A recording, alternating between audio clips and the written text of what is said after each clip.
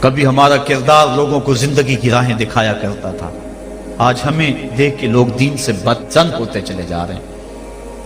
حضرت نبی رحمت صلی اللہ علیہ وآلہ وسلم کی سیرت پر مشتمل ایک کتاب لکھی گئی ہے، عرب کا چاند، اور اس کا رائٹر ہے سوامی لکشمن پرشاد، انڈیا کا رہنے والا ہے۔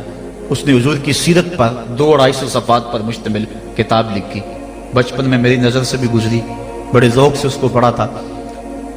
سوامی لکشمن پرشاد سے انٹرویو کیا گیا کہ تو نے حضور کی سیرت پہ کتاب لکھی ہے، اتنا بڑا کام کیا، تو کلمہ پڑھ کے حضور کا غلام کیوں نہیں بن جاتا؟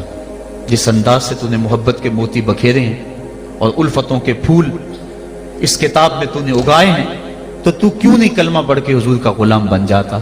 تو لالو کا جواب سنیے، ہماری آنکھیں کھول دینے کے لیے کافی ہے، اور اتنا زناٹے دار تماچا ہے، اگر ہم محسوس کریں تو صدیوں اس کی کسک نہ جائے، اگر نہ محسوس کریں تو وہ ایک گاڑی کے پیچھے لکھا تھا، عقل نہ ہو تو موجیں ہی موجاں، لیکن اگر سمجھنے کی بات ہو تو اتنی بڑی تنبیہ ہے کہ پاؤں کے نیچے سے زمین نکل جاتی ہے، اور ہمیں اپنے وجود سے شرم آتی ہے، ہمارے جسم کا ایک ایک رواں پسینے سے شرابور ہو جاتا ہے۔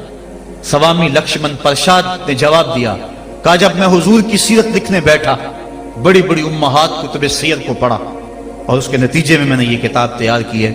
حضور کی سیرت کے روشن گوشے اور حضور کی زندگی کے درخشاں باب جب میں نے دیکھے تو یہ جذبہ میرے دل میں انگڑائیاں لینے لگا کہ میں دیر کیوں کرتا ہوں، حضور کا غلام کیوں نہیں بن جاتا۔ لیکن جب میں مسلمانوں کے کردار کو دیکھتا ہوں تو میں کہتا ہوں میں ہندو ہی ٹھیک ہوں۔ ہمارا کردار لوگوں کے ایمان کے راستے میں رکاوٹ بنا ہوا ہے۔ جب امریکہ کے خلاف نعرے لگ رہے تھے، ان نعرے لگانے والوں میں میں بھی شامل تھا، لیکن ایک بات میں نے کہی تھی، میں نے کہا آج ہم دنیا کی اس طاقت کے ساتھ ٹکر دینے کی بات تو کرتے ہیں، لیکن ہم نے کبھی اپنے کردار کو جھانک کر کے بھی دیکھا؟ جس بستی، جس شہر اور جس ملک کی حالت یہ ہے کہ واٹر کولر کے اوپر لگے ہوئے جو گلاس ہیں وہ بھی زنجیروں سے باندھے ہوئے ہوں، وہ قوم امریکہ جیسی قوم سے ٹکر نہیں کر سکتی ہے۔ مسجدوں کی لیٹرینوں کے گندے لوٹے بھی سنگلیوں سے باندھنے پڑے، جس قوم کا یہ کردار ہے، کیا وہ قوم پنپ سکتی ہے، جہان میں نشو و نما پا سکتی ہے؟ ہم تو اس قدر گراوٹ کا شکار ہیں، ہم اس قدر گرے ہوئے ہیں کہ ہماری لیٹرینوں کے گندے لوٹے وہ بھی باندھ کے رکھنے پڑتے ہیں، ورنہ ہم اتنے چور ہیں کہ وہ بھی اٹھا کے لے جائیں۔ تو جس قوم کا یہ حال ہو، وہ قوم کیا دنیا کی طاقتور قوموں کی آنکھوں میں آنکھیں ڈال کے بات کر سکتی ہے؟ آج ہمارا المیہ یہی ہے، ہمارے پاس سب کچھ ہے، لیکن ہمارے پاس وہ ایمان کی حرارت نہیں رہی، وہ دیانت نہیں رہی، وہ روشنی اور وہ نور نہیں رہا، وہ ہمارے پاس وہ اجالے نہیں رہے۔ قرآن نے ہمیں جو زندگی گزارنے کا ڈھب دیا ہے، ہمارے پاس وہ ڈھب نہیں رہا۔ ہماری زندہ لاشیں لوگوں کے ایمان کے راستے میں رکاوٹ بنی ہوئی ہیں، ورنہ ہم اپنے صدر اسلام میں دیکھتے ہیں اور بعد کی کہانیاں پڑھتے ہیں تو دنگ رہ جاتے ہیں۔ امام محمد کا جنازہ اٹھتا ہے تو ایک یہودی آگے بڑھ کے جنازے کی چارپائی کو کندھا دینے کی خواہش کرتے ہوئے آگے بڑھتا ہے، اور جو ہی کندھا امام محمد کے جنازے کی چارپائی پہ چھوتا ہے تو اس کے لبوں پہ کلمہ جاری ہو جاتا ہے۔ ہمارے بزرگوں کی لاشیں بھی دین دیا کرتی تھی، ان کی میتیں بھی لوگوں کو کلمہ دیا کرتی تھی، اور ہماری زندہ لاشیں لوگوں کو اسلام سے ہٹا رہی ہیں۔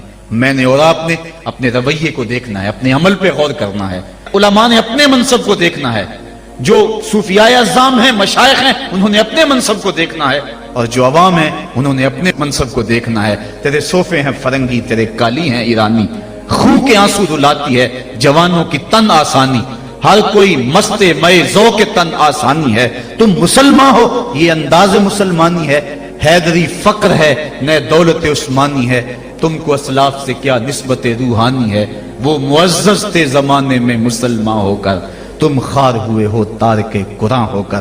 ہماری ذلت، ہماری پستی، ہماری زبوحالی کی وجہ یہ ہے کہ ہم نے قرآن سے ناطہ توڑ لیا ہے۔ آئیے قرآن سے ٹوٹا ہوا ناطہ دوبارہ جوڑیں اور صحیح معنوں میں مسلمان بن جائیں۔ جب صحیح معنوں میں مسلمان بن جائیں گے تو دنیا کی بڑی طاقتیں ہمارے سامنے خم ہو جائیں گی۔ ہم تو 313 ہو کے نہیں دبے تھے، اب تو دنیا کی ایک بہت بڑی قوت ہے اہل ایمان۔ تو آئیے ہم قرآن مجید سے اپنے رابطے کو مضبوط تر کریں اور قرآن مجید کی جو تعلیمات ہیں ان تعلیمات کو اپنے معاشرے میں نافذ کرنے کی کوشش کریں۔ دیکھیے ہمارا معاشرہ اس وقت جس بد امنی کا شکار ہے اور جو مالی وسائل اس وقت ہمارے پاس موجود ہیں اور آسائشیں اللہ کی قدرت سے نواز رکھتا ہے، اس وقت نماز پڑھنے آتی ہے، ایک نوجوان رستہ روک کے کھڑا ہو جاتا ہے، 2 4 5 مرتبہ اس نے اس کی مزاحمت کے انداز کو دیکھا، ایک دن رک کر پوچھا تجھے کیا مسئلہ ہے؟ اس نے اپنے قلب کی خواہش کا اظہار کیا کہ میں تیرا متوالا ہوں، چاہنے والا ہوں، تیری ایک ایک ادا پہ 100 جان سے قربان ہونے کے لیے تیار کھڑا ہوں۔ اس نے کہا میری ایک شرط پوری کر دے، میں تیری ہر خواہش، تیری ہر بات مانوں۔ اس نے کہا جلدی کہو، میں تمہارے لیے آسمان سے تارے بھی توڑ لاؤں گا۔ اس نے کہا میری کوئی لمبی خواہش نہیں ہے، ایک ہی میری آرزو ہے، 40 دن تک عمر فاروق رضی اللہ تعالیٰ عنہ کے پیچھے نمازیں پڑھ لو، اس کے بعد جو کہو گے میں ماننے کے لیے تیار ہوں۔ تو اس نے کہا یہ کون سی مشکل شرط رکھ دی، یہ تو بڑا آسان ہے، اگر اس سے تو مل جاتی ہے تو میرے لیے 40 دنوں کی نمازیں کہہ رہی ہے، میں تو 40 سال بھی گزارنے کو تیار تھا۔ خیر 40 دن مسلسل نمازیں چلتی رہیں۔ جب 40ویں دن کی آخری نماز پڑھ کے وہ نوجوان واپس جا رہا ہے، اسی جگہ پہ عورت حسب وعدہ کھڑی ہے، یہ نظر جھکا کے گزرنے لگا۔ اس نے کہا میں وعدے کے مطابق کھڑی ہوں۔ کہا اب تیری ضرورت نہیں رہی، عمر نے دل کا تعلق رب سے جوڑ دیا ہے۔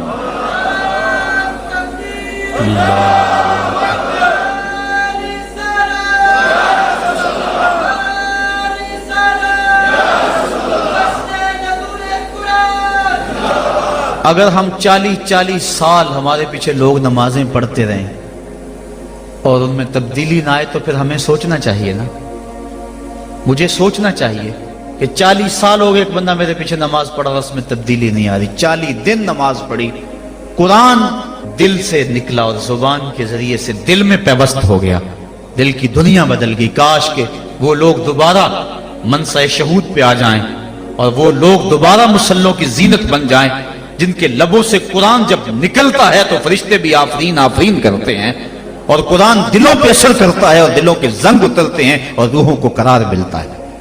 آج امت کے لیے ابتلا اور آزمائش کے مرحلے طویل سے طویل تر ہوتے چلے جا رہے ہیں۔ اس کا ایک سبب یہ ہے کہ جو امت کے رہنما ہیں وہ درد کی دولت سے خالی ہیں، واعظ قوم کی وہ پختہ خیالی نہ رہی، برق طبعی نہ رہی، شعلہ میں کالی نہ رہی، رہ گئی رسم آذان روح بلالی نہ رہی، فلسفہ رہ گیا تلقین غزالی نہ رہی، مسجد مرثیہ خواہیں کہ نمازی نہ رہے، یعنی صاحب اوصاف وہ حجازی نہ رہے۔ آج ہمارے اندر کچھ نہیں رہا، دم خم ہی نہیں رہا، ورنہ اس امت کا بکھرا ہوا شرازہ آج بھی متحد ہو سکتا تھا۔ آج پوری امت جس طرح دھکے کھا رہی ہے، کس کے سامنے نہیں ہے حالات۔